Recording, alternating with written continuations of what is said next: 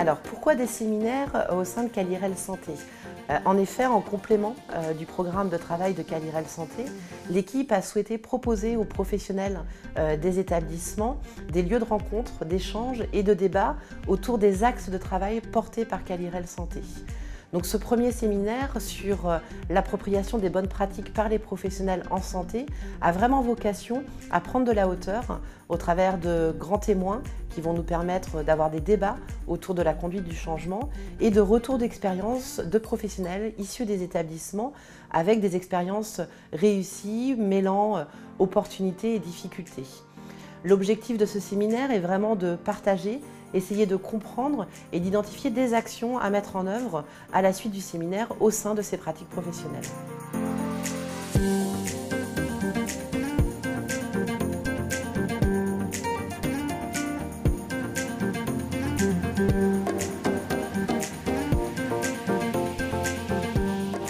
C'est vrai que la pertinence des soins, c'est des enjeux assez large, c'est multiple. Une définition simple, c'est la bonne intervention de santé au bon patient, au bon moment, au bon endroit.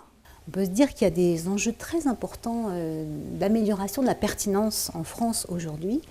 Alors évidemment, on peut travailler sur l'amélioration de la pertinence des actes, qu'ils soient diagnostiques ou thérapeutiques. On peut travailler sur la pertinence des prescriptions pour éviter la iatrogénie médicamenteuse.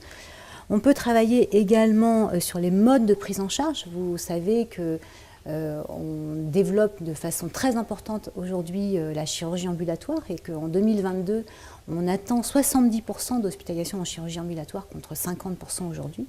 Alors il y a plusieurs types de gaspillage. Il y a le gaspillage dans les soins cliniques et c'est ce sur quoi va porter ce séminaire aujourd'hui. C'est-à-dire le gaspillage dans les soins cliniques, ça veut dire que les soins ne sont pas optimaux, on appelle ça des soins à faible valeur ajoutée. Et ces soins à faible valeur ajoutée, ils résultent de décisions qui sont mauvaises, donc parfois par manque de connaissances, parfois pour plein d'autres raisons. On va avoir des événements indésirables qui pourraient être évités. Mais on peut aussi avoir du gaspillage parce qu'on communique mal dans l'équipe. Le facteur humain, c'est quelque chose de très important. On connaît ça dans la recherche, ou en tout cas dans l'amélioration de la qualité et de la sécurité des soins. Et puis on peut avoir du gaspillage aussi dans les coordinations, dans les organisations. Et c'est aussi pour ça qu'on développe la chirurgie ambulatoire, par exemple. Il y a des tas de moyens pour essayer d'améliorer la pertinence dans ce domaine. Il me semble qu'il y a encore vraiment un phénomène qui a une ampleur certainement considérable, qu'on n'a pas beaucoup quantifié dans la littérature, qui est ces décisions sous-optimales, ce manque d'appropriation par les professionnels des bonnes pratiques. Et c'est vraiment là-dessus qu'il faut qu'on axe nos travaux d'amélioration de la qualité, de la sécurité et de la pertinence des soins dans les années futures.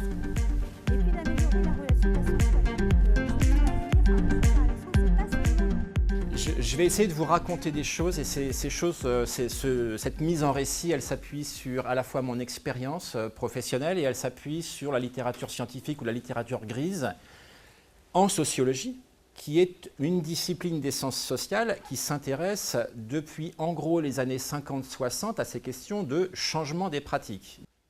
Il n'y a pas de levier miracle, c'est-à-dire qu'il n'y a pas un levier sur lequel on tire et qui marche de manière universelle. C'est quand même fortement dépendant des contextes dans lesquels on se situe. Notamment, c'est associé à la culture professionnelle des gens auxquels on s'adresse. Et c'est quand même fortement des contextes de travail dans lesquels on se situe. Et on sait qu'aujourd'hui, dans le monde du soin, le contexte de travail est particulièrement difficile. Et donc, on ne peut pas dissocier les leviers de changement et d'appropriation des bonnes pratiques avec ce contexte de travail. Changer de pratique professionnelle, si les gens ne perçoivent pas le sens, ni l'utilité, c'est quand même extrêmement compliqué, voire conflictuel, et ça provoque du désengagement au travail. Donc cette question du sens est fondamentale.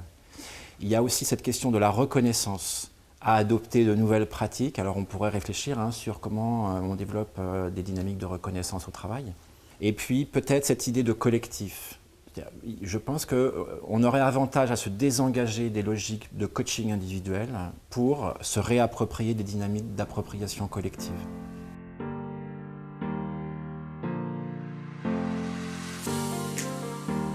L'idée, c'était de discuter un peu Quelle est l'importance des représentations sociales ou des représentations qu'ont les gens dans la conduite du changement?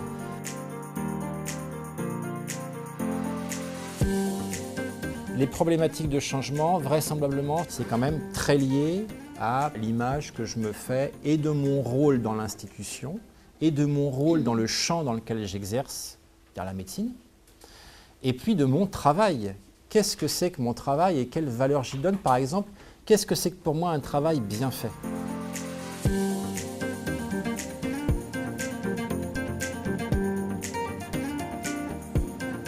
Je fais partie de la sous-commission du circuit du médicament au sein du PHU2, donc de l'Institut du thorax.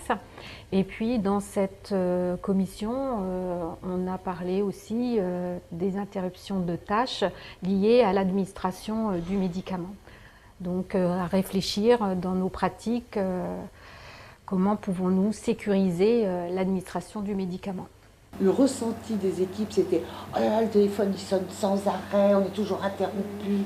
Ah, quand on donne les médicaments en salle à manger, tout le monde vient nous voir. » Et donc, nous avons réfléchi à mettre en place des outils et réfléchir sur des nouvelles organisations pour essayer de réduire au maximum nos interruptions de tâches. Nous avons déjà mis en place certains outils, dans un premier temps, et puis ensuite nous avons fait le bilan de ces outils mis en place, comment ils étaient perçus, ce qui avait fonctionné et pas fonctionné, et au décours de ces résultats en équipe, nous avons réfléchi effectivement d'aller plus loin, de pousser un peu plus loin la démarche et de réfléchir à une nouvelle organisation, puisqu'on a fait des constats aussi et en équipe. Et du coup, on débouche sur une nouvelle organisation qui est en train d'être mise en place là, qui est à l'étude, qu'on teste et qu'on va voir un petit peu si ça pourra être mis en place de façon pérenne. Une action réussie, c'est la sensibilisation. Il y a quand même un axe vraiment de prise en compte de l'interruption de tâches, à la fois par l'équipe médicale que paramédicale. Donc, par exemple, les kinés ont tout à fait bien vu la nécessité d'interrompre l'interruption de tâches et sont très sensibles à ça. Après, les difficultés, eh bien, c'est aussi dans les organisations de chacun des différents groupes professionnels, des équipes professionnelles comme les médecins, les brancardiers, où là, chacun a ses contraintes de mission et du coup c'est difficile d'articuler le tout ensemble. Donc ça c'est encore à peaufiner.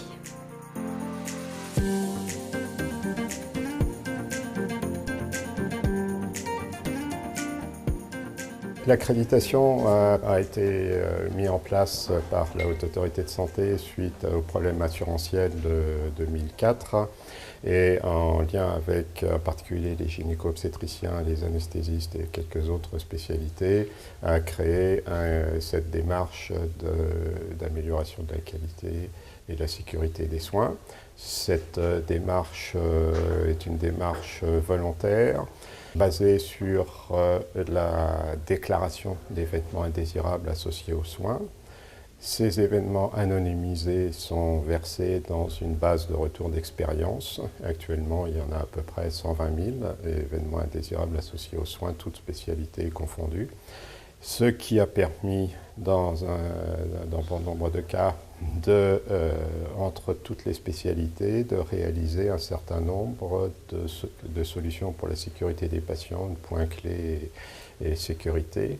Comme une des dernières mises en place, c'est la coopération entre anesthésistes, réanimateurs et chirurgiens, mieux travailler en équipe.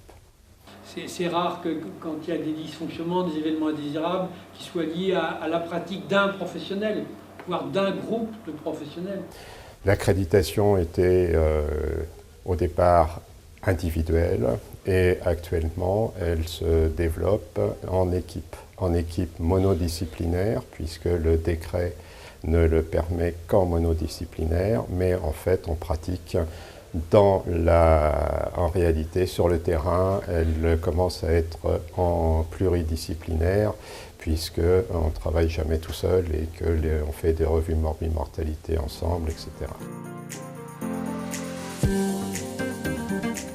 On voit bien à l'issue de ce séminaire, et notamment des ateliers, que l'appropriation des bonnes pratiques n'est pas qu'un enjeu individuel d'amélioration de la compétence ou d'acquisition de connaissances, mais qu'il y a un travail collectif à opérer.